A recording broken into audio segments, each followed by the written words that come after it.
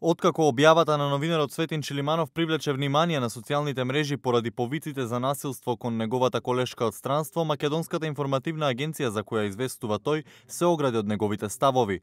Во допис до медиумите додаваат и дека ќе бидат преземени сите законски мерки. Македонската информативна агенција во цело се оградува од твитот објавен на социјалната мрежа Твитер на нашиот вработен Цветин Чилиманов. МИА во рамки на своите надлежности ќе ги преземе сите мерки за утврдување на фактичката состојба и зачувување на угледот на агенцијата во согласно со законските прописи. Соопшти МИА.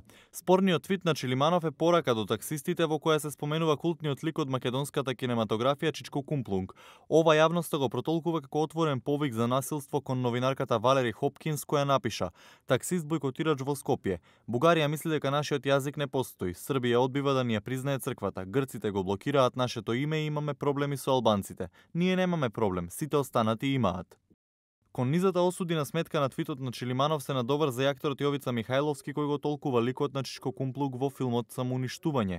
Тој меѓу другото го потсетува зошто судбината на овој лик била трагична. Овој Цветин што го бербати ликот и делото на Чичко Кумплуг, да го потсетам дека Кумплуг заврши во инвалидска количка, токму заради историните дела на кои сега повикува ангажираниот Чилиманов. Го охрабрувам тој и сите што го делат неговиот став до крај да ја споделат судбината на ликот Кумплуг и да завршат на ист начин. Напиша актерот на Facebook. До овој момент изостана реакција од надлежните институции кои подопрен глас можат да гонат поради говор на омраза како кривично дело. За потсетување, Цветин Чилиманов како новинар во МИА беше дописник од Вашингтон, на за време на политичката криза стана синоним за партиски мегафон, а при тоа честопати гостуваше по дебатните емисии како аналитичар, споделувајќи и бранејќи ставови кои беа на иста линија со ставовите на ВМРО ДПМНЕ.